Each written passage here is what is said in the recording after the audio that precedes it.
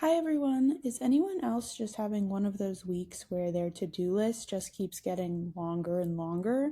Because I am, hence why this episode is coming to you on a Wednesday instead of a Tuesday this week. I chatted with Jenn Lueke, a content creator with 1.2 million followers on Instagram. She quickly rose up the social media ranks this year with her grocery store budget series and has focused on easy, healthy meals ever since. We talked about that time we were picky eaters. Yes, I was once an extremely picky eater. The secret to success in recipe creation and what's next for her. So please join me in welcoming the lovely Jenn Lueke. One, two, three, four.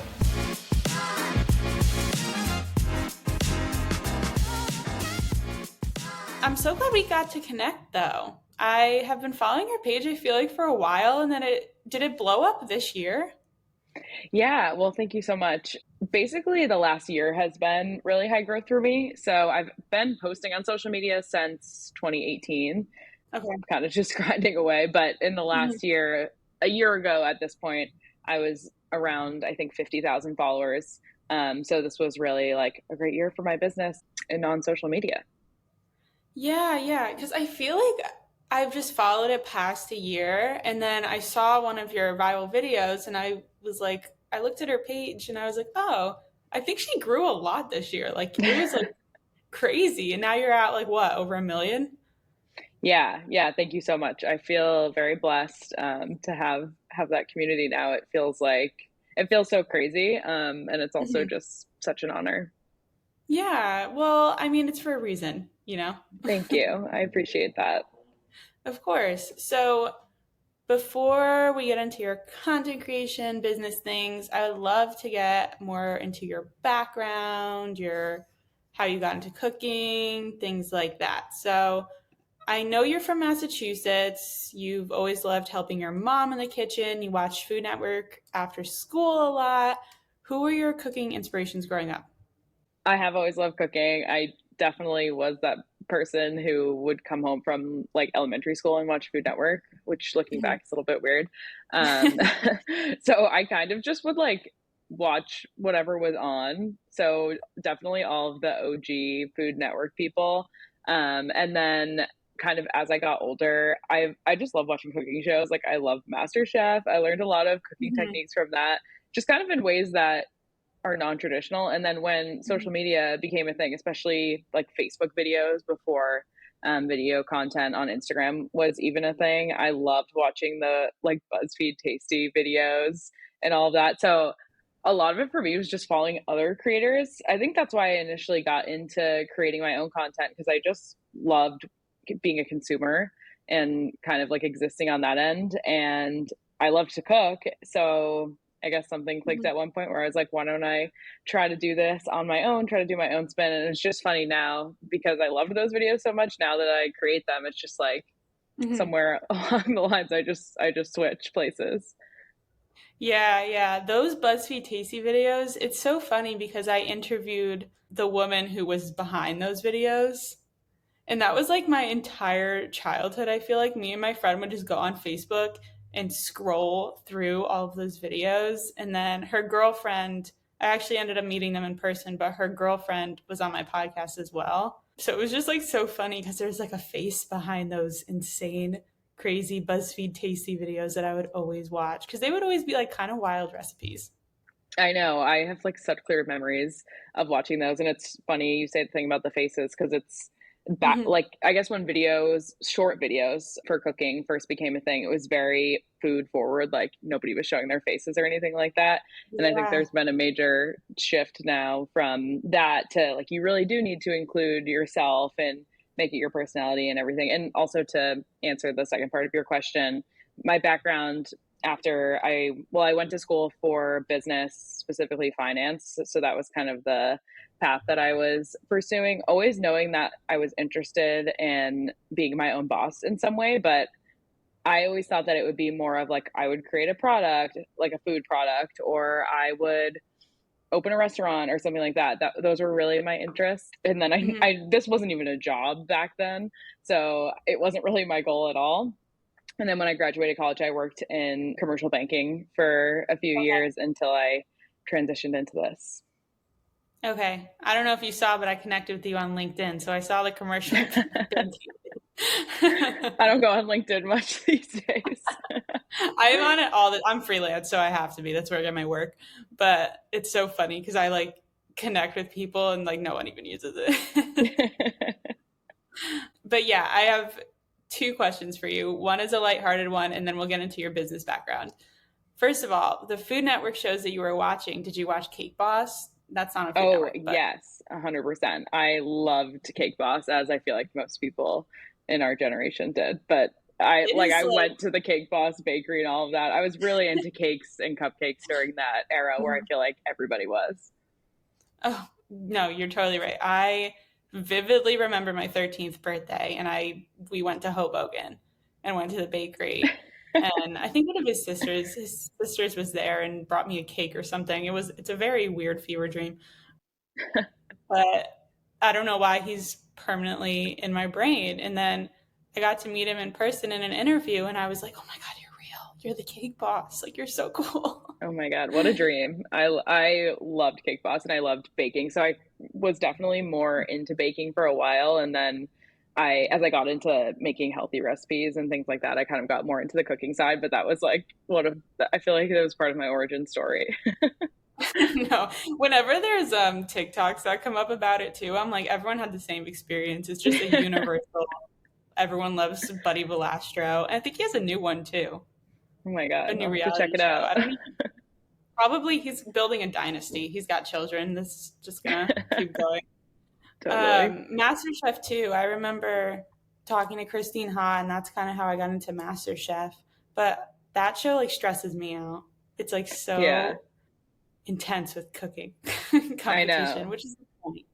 I know. But I know. I love watching it. I feel like it stresses me out to watch too, but I love seeing what they can put together quickly. And I think it kind of translates into the kind of recipes that I like to make because, in a way, because obviously theirs are a lot more elevated, but it's kind of like what can you make with what you have? What can you make with the time that you have and some of those things. yeah, that's such a good translation too. Like all of those kind of shows. What's the one I'm thinking of? What's the show I'm blinking on that Ted Allen is on? Um, The cooking competition show that like it's not Top Chef. That's not what I'm thinking of. is it Next Level Chef? Chopped? Oh, Chopped. Chopped. I was thinking of Chopped. Jeez, that's like the main one. Yeah, I like Chopped too. Yeah, that's another fun one to see. Like, what can you make out of what you have?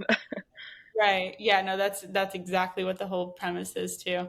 I read that you would often make your family dinner when you were younger. What did that look like? Yeah, I always kind of jokingly say that I got into cooking because nobody else in my family really wanted to. um, and that's no hate to my parents, but cooking just isn't their passion like it's mine. So when I started getting into cooking, which I was pretty young, honestly, but I was really grateful that my parents allowed me to use the stove and like our oven and knives and stuff like that when I was not like crazy young, but definitely Mhm. some of my friends, like they weren't allowed to use the oven. And I always kind of reference that when I'm thinking about how I learned some of those basic cooking skills. So I got to experiment a little bit, and my parents gave me the freedom to like try things out in the kitchen. And like when my friends would come over, we would be baking and doing stuff like that. It definitely bothered them because I would make a mess, but they still let me sometimes. And then I for mean, did they help you clean it up? I'm sure they had to. I'm sure that I left some messes sometimes, and I feel bad about that now. But I think they're okay with it now. But yeah, I loved cooking for my family. I always have, and like I still cook for my family all the time. Like I find a lot of joy in that, and find a lot of joy in the idea that people now use my recipes to cook for their families. A lot of the recipes that I share are things that I have made for my family before, so there's something really special about that. Yeah, I made your lemon basil meatballs with Oh yeah. rice. I made that. That's actually, I remember that's how we connected because I tagged you in it and then you replied. Do you reply to all of your people that tag you in your recipes? I try my best to reply to everything because I just think like I'm just so grateful that people make my recipes, and I want everyone to know how happy I am about it. So I Mhm. try my best to respond to everybody and keep up with it, because I really do want to engage with my community and like really foster it, Mhm. because for so long I did have such a small community, and I those people who were there, like that was all I had. And a lot of them are Mhm. still there, and I now feel like that even with a bigger following. Yeah, I think things like that, even subtle things, just like liking it or even a heart, like that definitely fosters a greater community and kind of keeps the loyalty in your following going for sure. Yeah, you feel like someone's on the other end, and you're not just like, it's not just Yeah. like a character on social media. Like these are real people. Yeah, yeah. I was looking back too when I did the quote, "While I have you, do you want to go on a podcast?" And I was like, "Oh, I hate when people do that to All good. me." I always get the "while I have you" emails and then I forget to answer anyway, so thank you for answering. That's funny that you mentioned your parents don't cook as much because I was going to ask you if cooking runs in your family at all, but it sounds like it doesn't really. No, not really. I think everybody has those recipes that are like their go-tos, and my family definitely has that. Mhm. But like in my immediate family at least, I was always the person who loved to cook, who was cooking dinner. Like that was kind of my, I don't know, character type in the family dynamic, and everyone else likes to enjoy the food. But no, there's certain things, like my mom has a few great recipes that like she loves to make, and my Mhm. dad actually would cook a lot when we were growing up too. But it just like they kind of have other passions, and I just happened to fall into Yeah. this one from whatever it was, like the media I was consuming, like I mentioned, and getting cookbooks, and like doing little cooking classes when I was younger and stuff like that. What cookbook are you into right now? That's a great question. I absolutely love, well, someone I'm a really big fan of is Alex Dodgrass, and she just came out with a new book.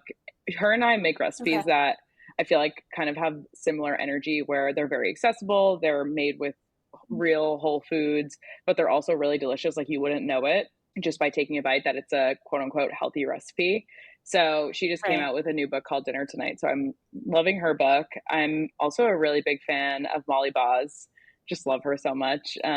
So her book More is More, I like, Yeah, she's awesome. yeah, I like her book a lot because that she does recipes that are not really like mine. So it's nice to get Mhm. that view to kind of push yourself out of your comfort zone in terms of flavor profiles. Like her recipes, I wouldn't call them like accessible like how my recipes are, only because, you know, you're not really just going to like make it for a 30-minute weeknight dinner. But I love the way that she thinks about food, how she combines flavors, how she uses ingredients that I wouldn't normally think of. So I'm always kind of grabbing Mhm. inspiration from that to push myself a little bit.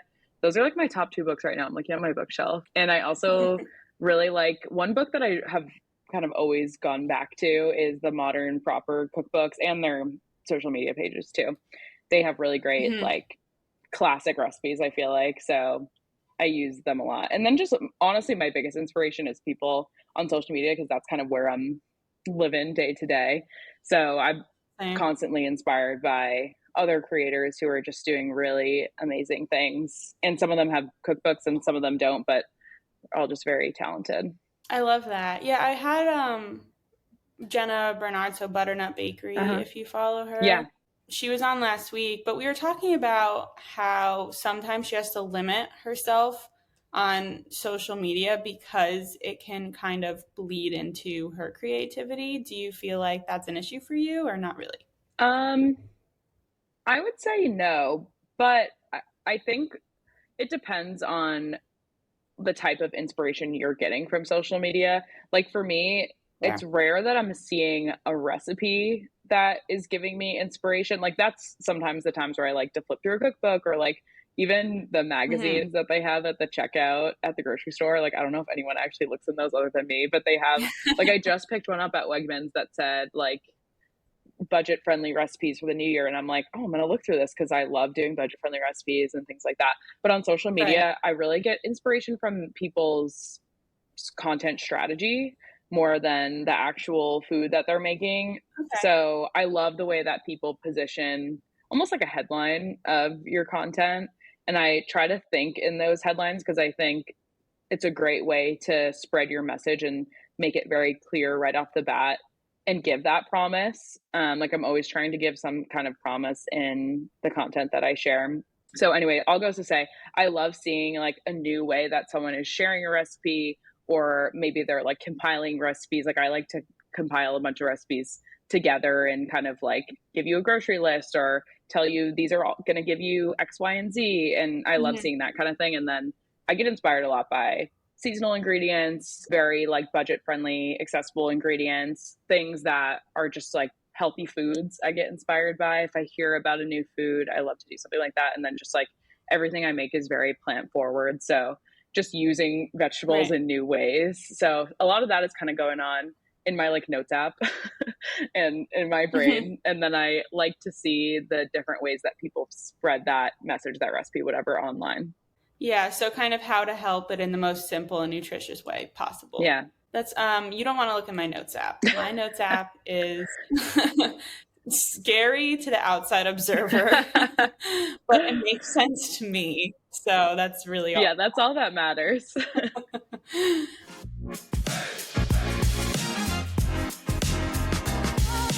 I feel like a lot of chefs and home cooks, at least in my case, like I enjoy, and this is my favorite part of cooking, is the people's reaction to the food, the feedback.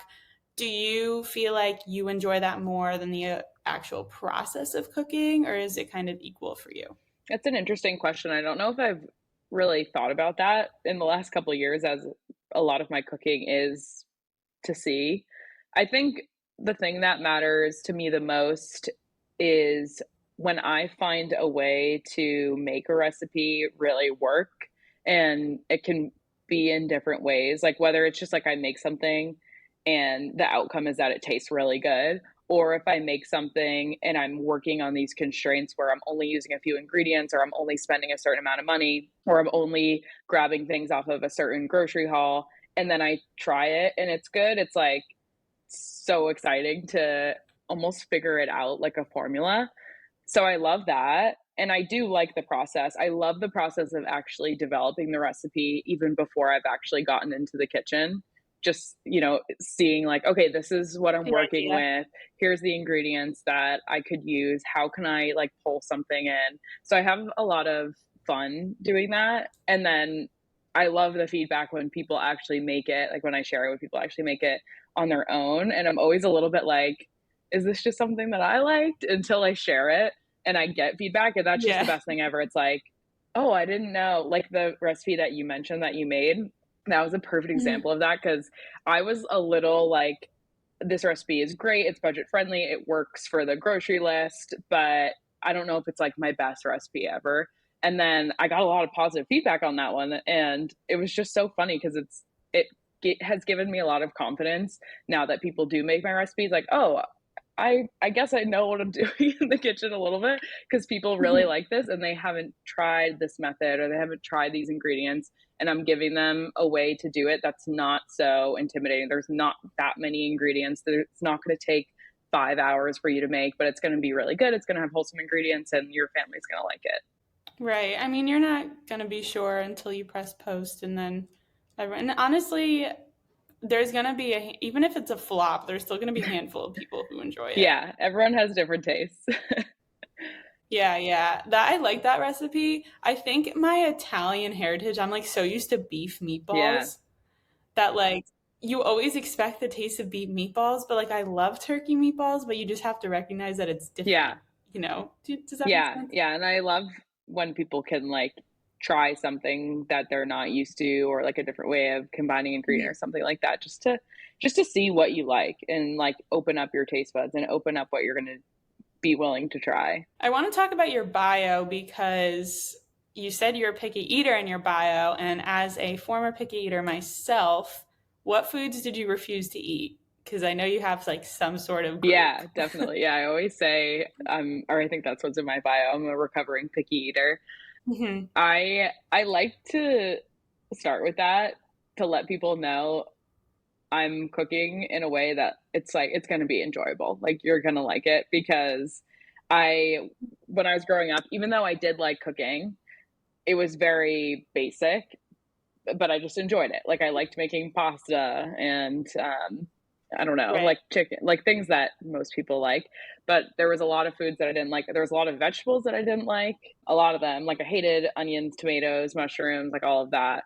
I Me was too. very just wary of trying new things in general because the house that I grew up in, we were very basic like Irish American family, you know. We weren't really trying that many different flavor profiles or like weird ingredients. We didn't really have seafood. We didn't have like any vegetable that wasn't really frozen or in a can. We didn't have like different sauces. We never Mhm. had anything spicy. So as I've gotten older and then gotten into cooking more, I've been just slowly picking up things and experimenting with them, different proteins. Like I love seafood now. I love cooking with red Mhm. meat. I love trying vegan and vegetarian recipes. Like tofu is one of my favorite foods. Who would have thought? So I love that I don't close myself in. Like there's no label on any of my recipes other than that they're nutritious, they're plant forward, they're really tasty, but I don't really say no to anything. Yes, I did used to be a really picky eater. There's still a few things that I'm a little weird about. Like I'm very hesitant around different sauces. Like I don't really like going to a restaurant and they're like special sauce and I don't know what's in it. I still struggle with that. That's fair. That sounds like mystery meat at the Yeah. Yeah. cafeteria. So like there's definitely some things. I don't love really vinegary things that much. I've gotten better. But like sauerkraut and like kimchi and things like that, even I wish that I loved them because they're really good for you.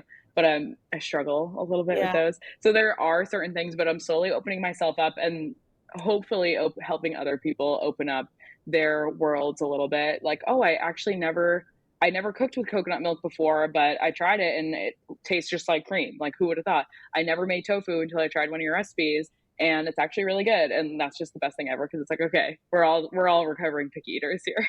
Oh, for sure. I will say I've yet to eat Oh tofu. my gosh, you got to try it. I know.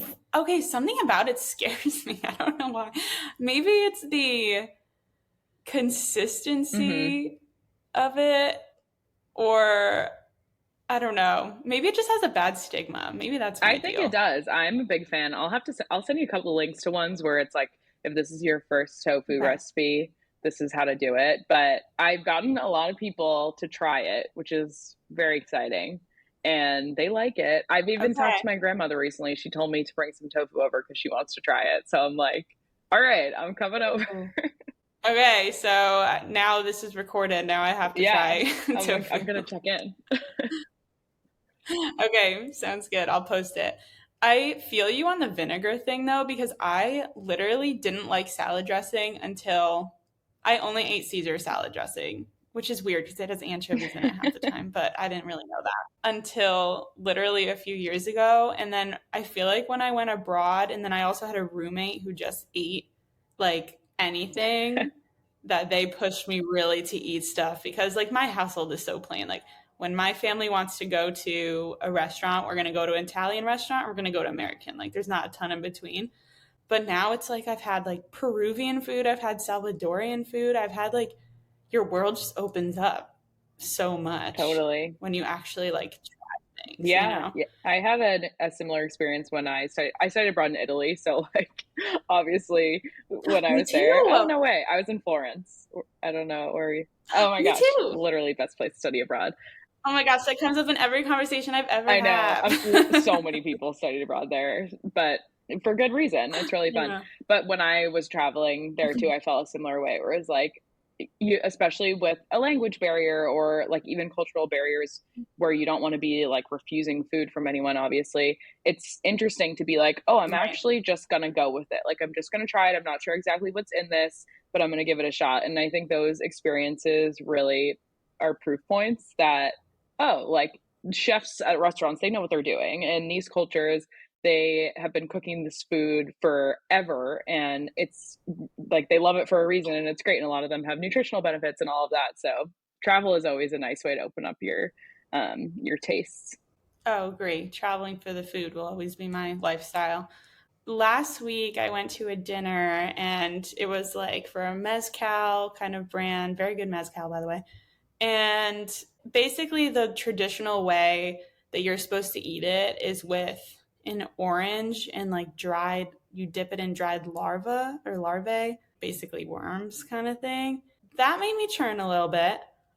But I was like, if this is a tradition, I have to try it. I tried it and I actually didn't not like it, but I just wouldn't do it Hmm. again, kind of deal. I think those things are still like great too, because you're trying it, you're trying different flavors, you're not saying no to anything, and you're just giving yourself a chance to see if you like something. Yeah, exactly. I tried. I've tried with caviar. I can't do it with that either. It's way too like something about the whole idea of it really makes me ill. The flavor, it's like salty, and then you think about it's like when you eat scrambled eggs and then you think about how they're eggs and then you just like can't eat Oh them yeah, anymore. happens to me once a month. That yeah, or chicken too. It's like Hmm. what? Anyways, we got so sidetracked, which I usually do. But I want to talk about your business degree. It was in finance and entrepreneurial studies. It seems like you have a problem solving attribute, especially when it comes to like recipe creating and development and all that good stuff. Did you go into school with this career path kind of as your intention? You touched upon this a little, but I feel like it's so closely aligned with being a content creator and then being an independent and self-starter. I I've actually been thinking about this a lot lately, just as my business has been growing and as I've been just exploring what you can do with being a content creator, because I think there's a lot there.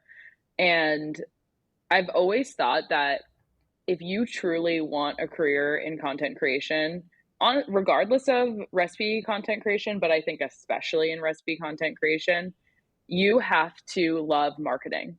Because at the end of the day, if I had to explain to somebody who didn't know anything about Instagram, TikTok, whatever, what I do, I would Mm-hmm. probably talk about marketing, because what I'm doing is the marketing strategies that anybody who needs to market any kind of business, whatever it is, this is what they're doing.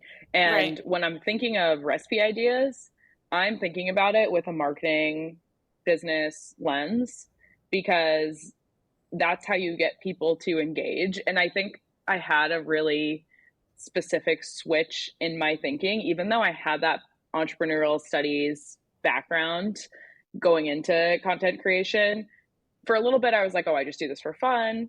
And then I started to realize, oh, this can be a career, but I couldn't really figure out how to grow my following and just make it a job, basically, until I started to, like I mentioned, like thinking in headlines, figuring out what the promise is for a recipe for any kind of video. And when I started to connect a promise to a consumer with a piece of content every time I posted anything or shared Mm-hmm. something on my website, whatever I'm doing, that's when everything started to change. That's when I started to get more traction on social media, and that the people who were being shown my content, they were resonating with it, because I wasn't just saying this Right. is a recipe that tastes good, because there's a million people on social media sharing recipes every single day. So if you really like, if somebody is listening to this who wants to create recipe content, or they are and they're having a hard time getting any kind of traction, what are you giving to people? Because consumers now are too smart on social media to just look at a cake recipe and like that's great content to them and they love it and they're going to keep going back to your page. It's not enough. You need to be giving them something. So I think my background in my major, and my major, yeah, was finance and entrepreneurial studies, but the entrepreneurial studies path that I did was very marketing focused, which is why I kind of mention all of this.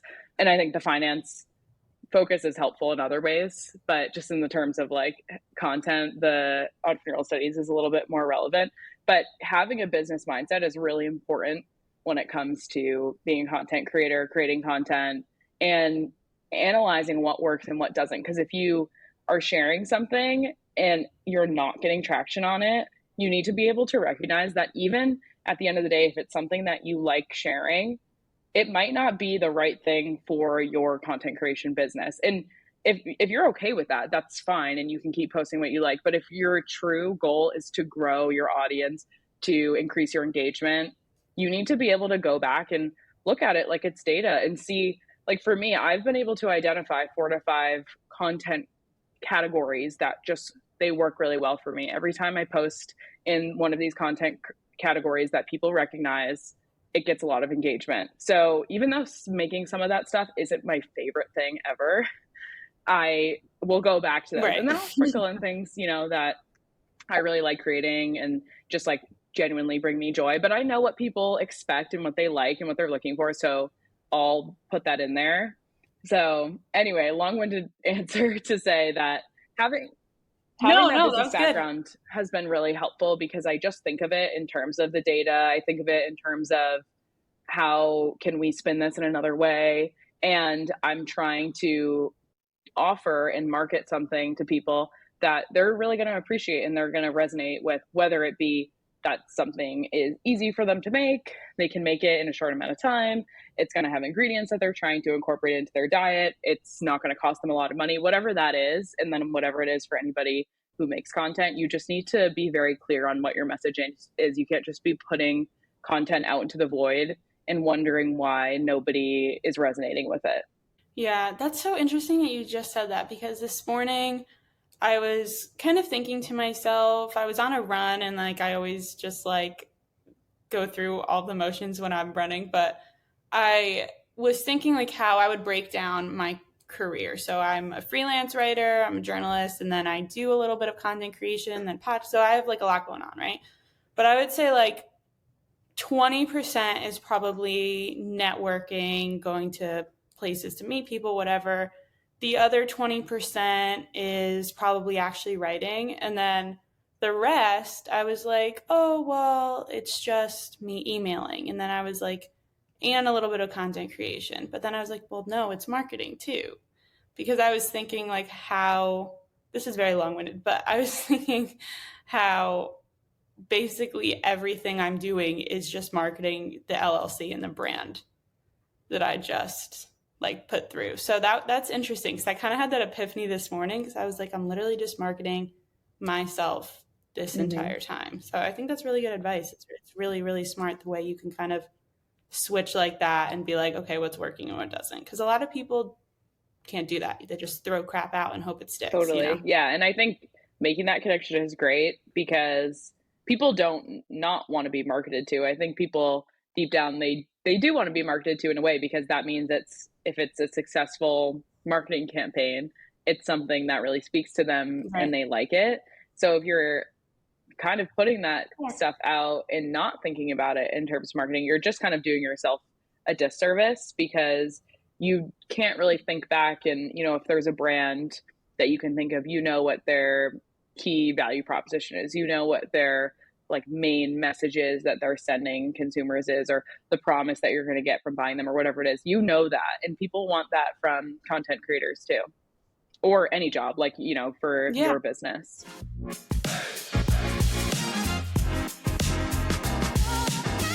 You mentioned that you kind of have like 4 to 5 specific categories of stuff that you do. And I was looking at your website and you have categories for like specific diets. And we've talked a lot about health. And health is like kind of a broad term and it looks different to everyone. But I'm curious what health means to you in terms of yourself, your brand, Yeah. etc. It's something that has been evolving for years for me. And I know for other people, it's the same thing. Part of that reason is sometimes it's hard to know what is healthy. And I think another part of it is your goals change or the things that are important to you change. So even if you look at my content from 5 or 6 years ago, you can see me posting a little bit of different stuff, or even a year ago, or even 6 months ago. So it's constantly evolving. For me, health is, in terms of recipes and food, health is things that make you feel good after you eat them, things that are made with quote unquote real ingredients, which for me are just getting to as few processed ingredients as possible. Do I eat processed ingredients sometimes too? Of course. For me, it's things with a lot of plants, very plant forward, like I mentioned. I like to have more than 50% of my plate be plants when I can. So those are kind of what I mean when I say healthy recipes. You're probably going to see something like that. And I know that's not the same for everybody. I know for some people that means not eating any animal products at all, or some people on their carnivore diet journey or whatever that is. So I know that the term healthy is it's kind of a hard term to use right now, but I also think it's nice because It's relative. it can encapsulate different things. And then just more generally in terms of like what health is to me, I think it is like that first point I mentioned, just things that make you feel good and things that support your long-term happiness, longevity, mental health, things like that. That's definitely a good way of putting it. It's just such a subjective term that it's hard to kind of say it in layman terms, I guess. I think everything is just getting thrown at people so much because I'm always seeing like, say I like this new cereal, then the next day I see a TikTok, this cereal's bad for you. Here's the alternative. Then I see the alternative's bad for you. And then it's like just like a roller coaster. So it's like what is really good for you? But when you really think about it, first of all, good is relative too, but I'll move past that.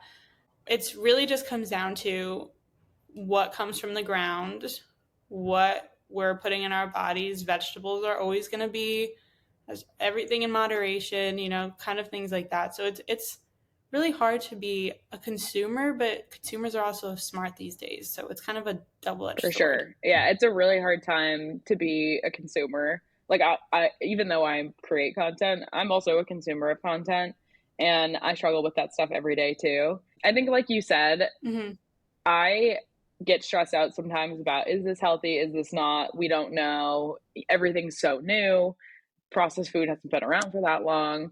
But I usually feel good about eating and also like sharing in my recipes foods that are just like one ingredient foods, you know, fruits, vegetables, proteins, things like that. So that's what I try to align with. I don't know what the best diet is. I don't know what the best ingredients are. I still like to buy, you know, the healthy snacks, healthy sodas, whatever, and kind of like try those new fun products. Mm-hmm. But at the end of the day, I would say my diet is 95% foods that are just like one ingredient and combining them to make recipes and things like that because I just don't know. I don't know what the answer is. Honestly, the secret is that no one Yeah, does. of course. Yeah. I mean, even research, like one study can tell you one thing and another study can tell you something else, and everything is really just so new. So I think we're all just trying our best to balance doing the healthy thing with also doing the thing that's most realistic for most of our lives and doing the Mhm. thing that's going to make sense, make you feel good, and not make your life worse by trying to figure out how to do all these special wellness things that are just not realistic at the end of the day. Right, right. It's so funny because you can literally argue anything and you're gonna find something to support it. It's just like I even remember in school, like I would go on the internet and like my friend would be writing about a hot topic and then I'd be writing about another and it was just like we could find stuff to support and it was total opposite ends. So it's just like so interesting to me. What was the turning point for your growth? Was it the grocery store budget series? Yeah, I pretty much, yes.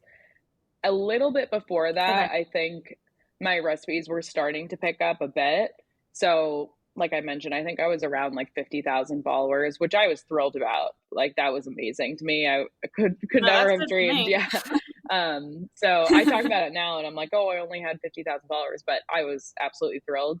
I think yeah, my recipes started to be picked up maybe because some of that stuff I talked about where I started to think a little bit more in how I was actually marketing my videos, and that was really helpful. And I was getting very clear on what my message was, what the value proposition of my page was, things like having healthy food in a short amount of time, using ingredients that you recognize, doing things on a budget, things like that. When I started my grocery series just about a year ago now, which if people don't know what that is, it's where I take one grocery list that's like $50 to $60. I go to the store and then I show you how to turn that into 5 different recipes that you can make for dinners for the week. So I started doing that a year ago and people really liked it. And I had no idea that it would resonate so deeply. I think looking back now, it makes sense that it did. I think it was very timely. Everybody was Yes. talking about the price of groceries. And also, this was something that I don't think it was groundbreaking in terms of what I was doing. Anybody can, pick a couple of recipes and make a grocery list. And I'm sure people were doing this before, but I think the difference was I was doing it for free. I was putting it out there for Right. anybody. I have zero paywalls behind the grocery series, which still my grocery series are completely free. But I just really wanted to show people that you could do it because it was just the way that I had been making my grocery list every week for the past like couple of years. I had just graduated college and I was living in the city. I didn't have very much money. So the way that I made the grocery list for in the recipes for that series as somebody who likes to cook but wants to eat healthy and needs the meals to be ready quickly was all of those principles were what it went into the series. And then once I realized that it resonated so deeply with so many people and it was just a tool that they needed because people are busy and a lot of them are struggling, I just continued to do it. And I think that series has been a consistent growth for me in terms of like my page. And then I've started to support it with other content that's related to the principles that are in those series. Okay. So whether it be meal prep on a budget, meal prepping for the week so that you don't spend money, going through the drive-through in the morning, or an easy weeknight dinner, tips for how to grocery shop, all of that. So my page kind of centers around those key messages that were really the principles of that series that I first put together a year ago. There's a few things I have on that. One is that sometimes you just are too tired and or you don't know the space and you just need to be told what to do. Mm-hmm. You just need a solution. You just need to look at someone else's recipes, whatever it is, even with like something like exercising. Like some people go to classes so they don't really have to think Yeah. about it. It's like an effortless thing. So I think that's definitely why it took off too, because it can just be exhausting to like live life Mm-hmm. sometimes, cook 3 meals a day. Like it's nice to just go to a video and be like, okay, here's what I need at the grocery store and here's what I can do. I like Trader Joe's though because I feel like they're really successful at not providing too many options because it's their own brand. They're just so like, I need chicken stock. Here, it's Trader Joe's brand. Done. Like it takes out the choice. You know what I Mm-hmm. mean? In a lot of ways, in the variety of choice, because it's super, super overwhelming for people who aren't like next level chefs. Totally. I also wanted to bring up how it basically, when you buy groceries, I've been guilty of this. Like, I forget about it in the back of my fridge. I don't know what to do with it. I end up throwing it out and it gets moldy or gross. Or I just am completely lost on what to do with asparagus or whatever it is. So I think it takes out the food waste as well when you're using every single thing that you purchased for the entire week. Totally. And that's why I love explaining to people how to create their grocery list in general, like outside of the series, so that they can kind of take these skills into their own kitchens throughout the year. It kind of goes back to what I was saying of this is how I used to make my grocery list just like for myself, where if you just take a couple of extra minutes, really like 10 to 15 extra minutes before you go to the grocery store to make a plan. And I think part of it is taking inventory of what you have in your refrigerator, in your freezer. And then part of it is thinking about what you want and also taking inventory of your pantry.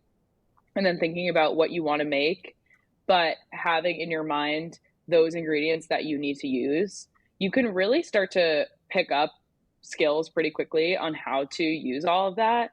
Like if you're saying you have asparagus in the back of the fridge, let's say you have some, I don't know, ground sausage in there, you have some chickpeas on the pantry, you have peanut butter. When you start to build that skill of figuring out what to do with what you have on hand and how you can combine those flavors in ways that you haven't tried before, that's really where the money saving and then the not wasting food comes into play.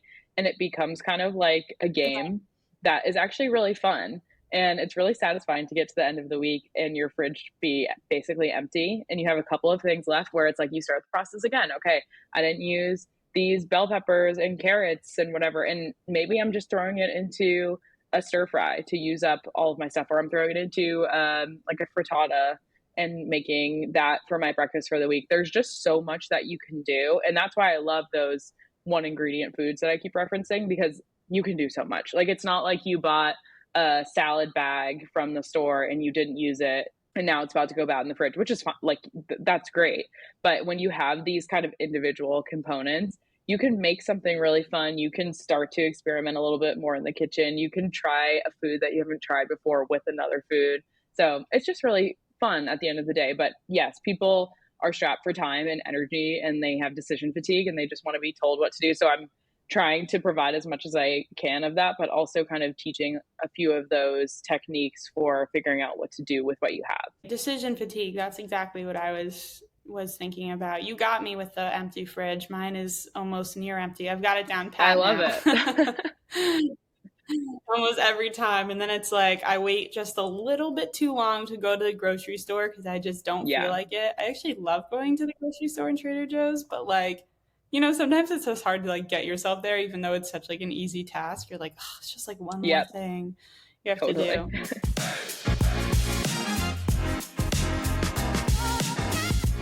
I want to know, you mentioned a few ingredients, but what are 5 staple ingredients that you always have to have on hand? I love this question. My number one is coconut milk. I love talking about coconut milk. And I always have it. That'll be the name of this episode, Jenn and coconut milk. Surely, I feel like I've talked about coconut milk every time I've ever done an interview. And I just think it's great because it's shelf stable, it's budget friendly, and you can do so much with it. So that's one of them. Number 2, I would probably say chickpeas for similar reasons, where one, it's a great source of protein. So that's amazing. It's plant-based source of protein, which people love. It's very budget friendly. You can do so much with it. You can even use the liquid. You can use the chickpeas. You can put it in a dessert. You can do so much. Yeah. So I love chickpeas. Always have those. And then I always have some kind of a nut butter in my pantry to use for a sauce, or like even just something simple like putting it in a smoothie or in toast or something like that. You can use it in a savory like peanut sauce, almond butter sauce, whatever. So there's a lot that you can do there. And again, a good source of protein. So that's 3. Another one I would say, it's a tough call because there's a lot. Nut butter is a good one. I don't feel like I use nut butter in a sauce. Yeah. What kind of sauce? Like a peanut sauce? I personally love to do a peanut sauce with like tofu, for example, or chicken. Like I actually just posted a recipe this week for like a meatball rice bowl that uses peanut sauce. So there's a lot of different ways that you can do it. Just like a little bit of peanut butter, some coconut aminos or soy sauce, a little bit of sriracha for spice, like very simple. You can do a little maple syrup to sweeten it a little bit and whisk that together. And it's really, and those right there are also some of my pantry staples that I really love, like the maple syrup, the coconut aminos. I would say 2 other things that I always keep on hand are some kind of like frozen chicken. So I'll always just grab that out of the freezer if I'm just not really sure what to make.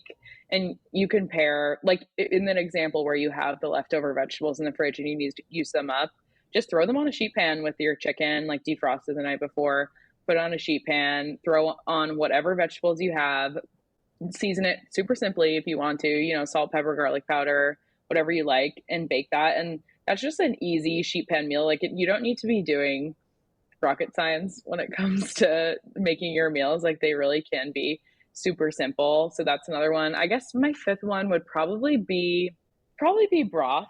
I like to have like either veggie broth, bone broth, something like that, because I like to use broth instead of water in most things that use water, like rice or like pasta even.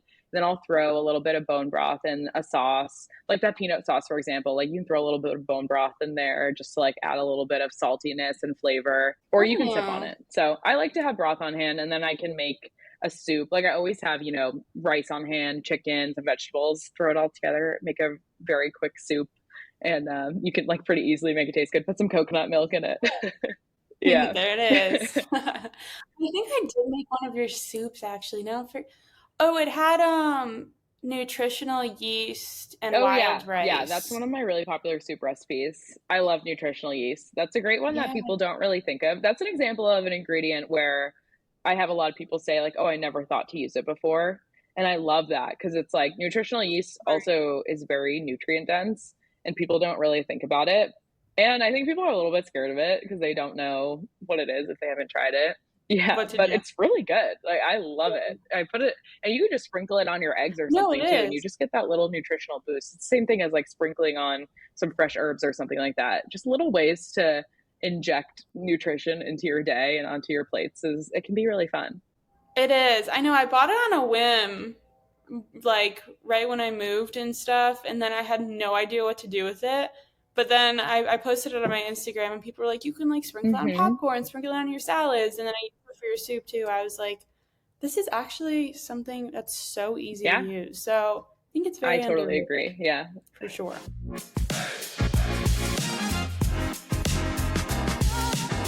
Okay, so you're walking into Trader Joe's. What are the first foods you're beelining I towards? always start at the produce. I usually have a list though, so I'll start there. I very rarely go into a grocery store without a list because then I just like I go from being really smart about grocery shopping to really not smart very quickly if I don't have a list. But I like to get my produce Me first too. because in my eyes, my meals are around the vegetables, fruits and vegetables, and other plants. Whereas I think a lot of people, their meals are around the protein. And I think that makes sense because, like, I'm not downplaying the importance of protein. I think protein is, like, so important. But it makes it so that you can just try something a little bit different or you can use a flavor a little bit differently. Where I think you can box yourself in if you're just like, oh, we're gonna have like ground beef tonight or something like that. It's just you can open yourself up a little bit more. I like to see what's out, like up the front, what's in season, and see if you can throw something in. I love those Yeah, totally. Even like right now, times. they have all the oranges out and all the citrus for winter. It's like, oh, let's make a citrus salad. Let's grab some lemons and make a lemon chicken or Oh my something like gosh. that. Wait, you know what I have right next to me right now? Sumo Citrus sent me a I love package. sumo citrus. It's so So good if you dip it in a little bit of melted chocolate and put it in the freezer. Little sprinkle of salt. You got to try that. It's so good. Oh my gosh. I need to try that Yeah. like now Yeah. after this. That sounds so Yeah, but good. that's normally where I'm That's starting, really or exciting. like, at the flower section.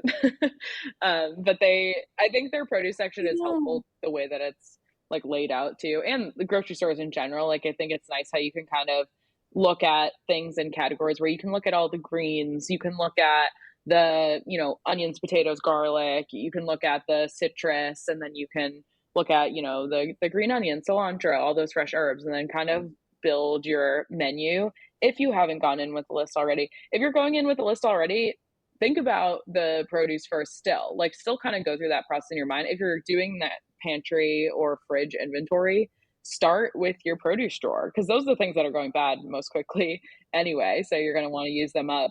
Correct. So start to go a little bit out of your comfort zone and like instead of just repeating the same meals over and over again, how can you pull in one new ingredient or how can you like add a sauce or add fresh herbs on top or add nutritional yeast or anything like that. I think people think you need to just find these like brand new recipes if they're going to try something new, but you don't have to. You can iterate. A lot of the recipes that I post online are other versions of recipes I've already posted because people liked them.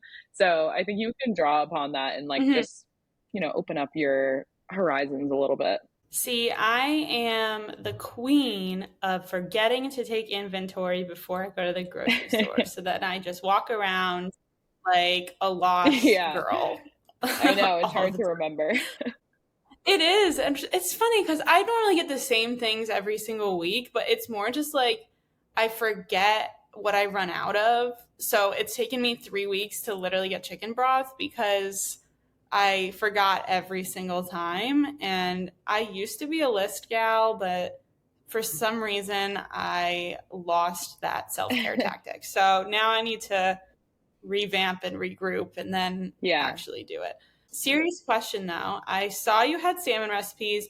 I just started this series called Making Salmon Recipes Until It Doesn't Make Me Barf because strong hot take. Because a very long time ago I made salmon so often that now it just Yeah. makes me nauseous. So I'm trying to like find my way Hmm. back. So what's your go-to salmon Ooh, recipe? that's a good question. I'm simple when it comes to salmon. Maybe because I do just like it Hmm. kind of plain.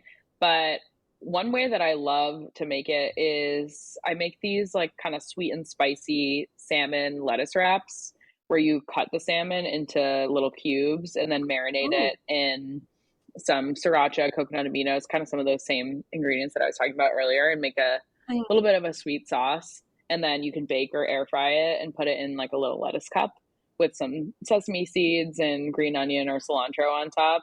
And it's a really nice bite. Like it's not like just, taking a bite of like a salmon fillet. So that would probably be Mhm. my favorite way to have it. That would probably be my recommendation. Ooh, I'll look that one up. That sounds really good. Yeah, I know lettuce wrap is something I haven't really Yeah, thought yeah, of before because I feel like I was really making it with just like, which is how you make most fish and how honestly chefs make most fish is literally just like salt, pepper, yeah. maybe lemon, Very simple. whatever. But I just like when you over make something, you just ruin it for yourself Yeah, sometimes. So I'm trying to find definitely my way try back. it. Yeah, I have it with like a little mango salsa that goes right. It's kind of summery, but if you can find a good ripe Oh, mango mango salsa. in the winter months, then it's a good recipe to make. Yeah. Sumo I know, maybe you citrus, could put a little, you could, maybe. take some juice from the sumo citrus and marinate with a little bit of soy sauce and orange juice. I think that would be a good salmon marinade. Yeah. Okay, I'm thinking this is next week's grocery list that There I'm you go. actually gonna make.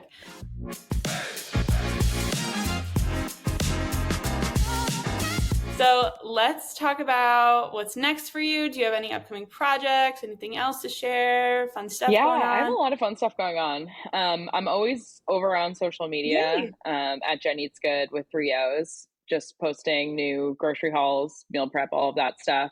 I just launched a newsletter called the Eat Good, also with 3 O's, newsletter over on Substack. So Mhm. that I'm really excited about, where I'm sharing more of those grocery lists plus meal plans that I send out twice a month. And then I have a kind of more of a close community there where there's a subscriber chat and like ability to comment. So we've kind of been discussing recipes and things like that. Oh, So I'm fun. having a lot of fun with the Substack. Those are kind of my main things I'm working on right now, but I have a few things coming up that I'm really excited about, and just trying out new recipes and, consistently taking feedback from people and trying new ingredients or whatever somebody wants to see. So I'm always open if anybody wants to shoot me a DM and let me know what I should be trying. A cookbook, dot, dot, Hopefully. dot, about your new grocery Yeah, that's series. Just saying, that could Yeah, be yeah. I would a absolutely thing. love to do a cookbook, and hoping that I can make that happen and share with the world. So thank you. I'm glad that you would be interested. You're welcome. I'm giving my I always end up like feel like giving people advice. I need to like consult on the side or something. But I think your grocery series, like literally just be like X recipes you can make with like whatever and then just do it in like segments. So like this is $75, this is $60, whatever. I think that would be really good. I think it would Thank you go so over much. well. You are welcome. So I have a short game for you. Why is my voice giving out? Oh my gosh. All right. So I have a short game for you if you're up for it. It's something I do with every guest to kind of wrap up the podcast. We're going to do a little lightning round. So I'm going to name a popular food trend, and you're going to say if it's a smash or pass kind of thing, Okay, if that let's do makes it. sense. Cool. First, eating soup in the summer. Hmm. I would say pass personally, mostly because I just don't think about it. But I think there's so many other great things you can make in the summer, and there's not as many things I'm excited about in the winter. So I try to save it for the winter as much as possible. That's such a fair point. Yeah, I honestly never eat soup in the summer, normally because my temperament is very hot and it Yeah, just makes me hotter. So fair. that's my deal. That's a personal issue though. Second, very general, Brussels sprouts get a bad Oh, rap. smash 100%. I'm obsessed with Brussels sprouts. Me too. I've been They're making so them so good. much lately. Yeah, and they're good all year round too. Yeah, I actually that's such a good point. I didn't really think about that. They are good all year round because I always see them back to Trader Joe's in the Yeah, aisle. I know. They're always there. All right, third one, avocado toast. I'm in between on this one. I like avocado toast, but I feel like it gets more hype than is worth. Like, I think it's good, but I'm not ordering it out at a restaurant personally. There's other things that I would want. Heck no. I am not buying a $20 piece of avocado toast at a restaurant. That will not be coming from me. And Yeah. it's also when there's sourdough underneath and you're supposed to eat that in public, how am I supposed to cut it? You can't because it's like a chainsaw. Oh And the yeah. whole experience is uncomfortable. And then the avocado falls off. I feel really strongly about this. Yeah. So if you're It's a going to do mess. avocado toast, people, do it at home in the comfort of your own home. Do not order it out and waste your money. I That's my two totally cents. agree. I'm giving you all the hot takes today.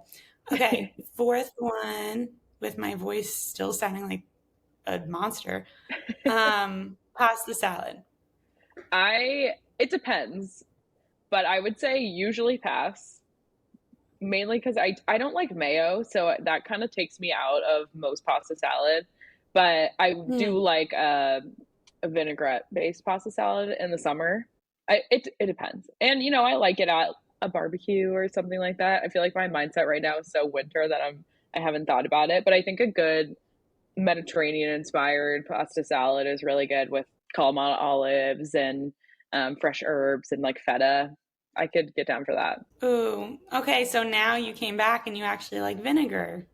It all circles It around, depends. comes back. If it's with like if it has to be light. A heavy dressing I can't do, but I do like a vinaigrette There. in that. I just can't do a full bite of vinegar. Fifth one, also controversial to some people out there, kale. I love kale. I'm a big kale girl. I would like to say I've gotten a lot of people to eat kale, which is makes me very happy.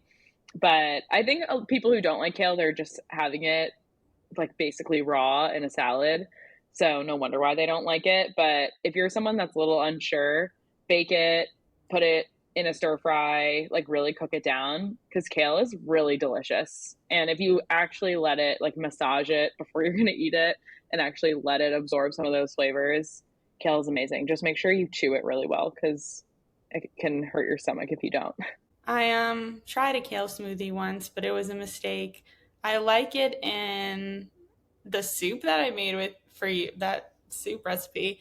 And I've also one chef told me to literally just cook it down and like season it, and it actually can end up being really, really delicious. So, Yeah, I love to do that with like eggs in the morning. I'll do like a little bit of sauteed kale with some salt and garlic powder, like really simple, and then some eggs and some toast, and it's a nice kind of combination of textures. yeah, agreed. So you get people to eat kale and tofu. That's impressive.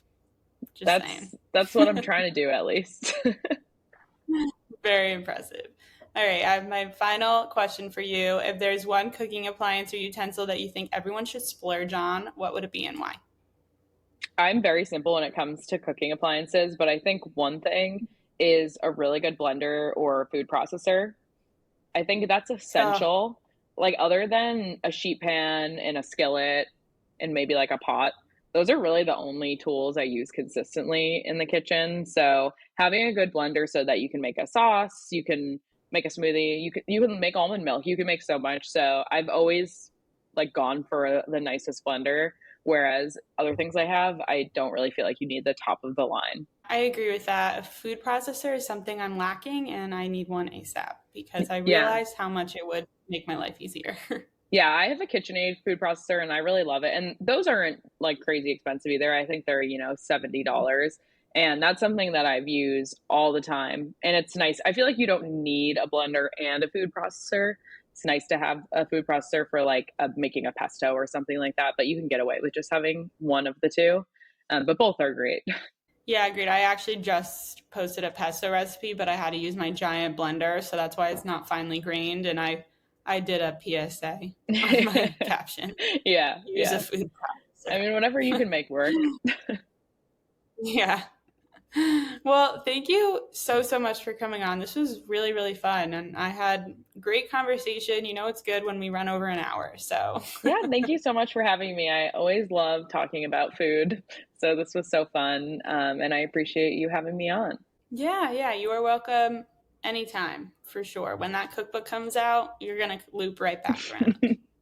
Thank you, Olivia. You're welcome. So you can keep up with Jenn's latest recipes on Instagram or TikTok at Jenn Eats Good 3 O's or website jenneatsgood.com.